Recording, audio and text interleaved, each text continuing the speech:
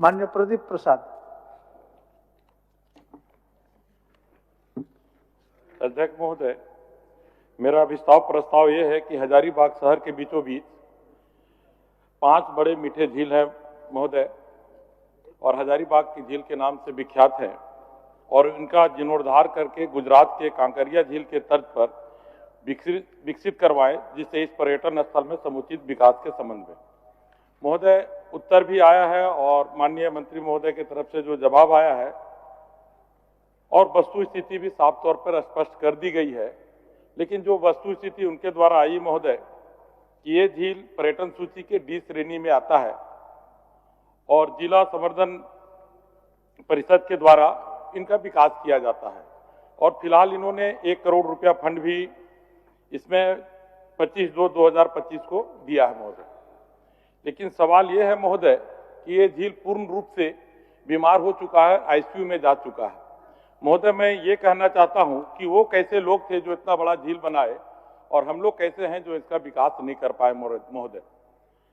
सवाल ये है कि हजारीबाग के बीचों बीच सिर्फ यही एक जगह है जहां पूरे हजारीबाग की जनता वहां मॉर्निंग वॉक और इवनिंग वॉक करने आती है। आज ये हालत ये है कि पूरा दुर्गंध से भरा रहता है, पूरा झील जलकुंभी से पटा पड़ा हुआ है। एक जलकुंभी हटाने का मशीन भी महोदय हर समय वो भी आईसीयू में रहता है, बीमार रहता है। बार बार नगर निगम को कहने के बावजूद भी उन्होंने कार्रवाई ठीक से नहीं करते, उन पे भी संज्ञान लेने का जरूरत है महोदय। और मैं अभी जैसा कहा कि आईसीयू में चला गया है तो इसका इलाज हजारीबाग में नहीं होगा, इसका इलाज रांची में भी नहीं होगा महोदय, इसका इलाज दिल्ली में होगा।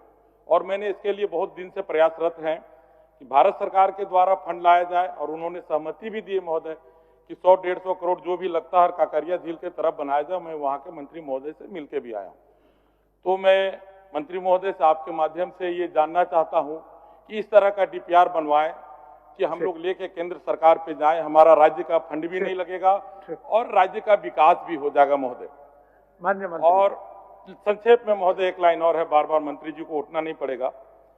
इसका डीपीआर कब तक बनेगा और कैसे बनेगा? अभी जो डीपीआर बन रहा है महोदय, मैं 1 मिनट और लूंगा, जो डीपीआर बनाया जाता है जैसे 1 करोड़ रुपया गया तो पूछने पे पता चला 3 जगह ही फंड को लेंगे, उस 1 करोड़ रुपया से कुछ नहीं होगा, टैबलेट से कुछ नहीं होगा महोदय। इसको ऑपरेशन की जरूरत है झील को, पूरा गाद भरा पड़ा हुआ महोदय। जब तक उसका गहरीकरण करे सारे झील को एक नहीं बनाएंगे, शहर की जलापूर्ति भी हो जाएगी, इतना सुंदर झील बनेगा महोदय कि झारखंड का सबसे नंबर 1 झील भी बन सकता है। बस मंत्री महोदय की थोड़ा कृपा दृष्टि हो जाए और थोड़ा मदद करें, हम लोग मदद करके लाने के लिए भी तैयार है महोदय। माननीय मंत्री जी। माननीय अध्यक्ष महोदय, माननीय सदस्य ने अपने वक्तव्य में ही उन प्रश्नों के उत्तर भी दे दिए कि आखिर कैसे होगा। भारत सरकार की एक योजना है सस्की के तहत लॉन्ग टर्म लोन का प्रावधान है। उनकी एक योजना और है स्वदेश 2, इसके तहत भी पर्यटन क्षेत्रों के पर्यटकीय विकास का मसला है।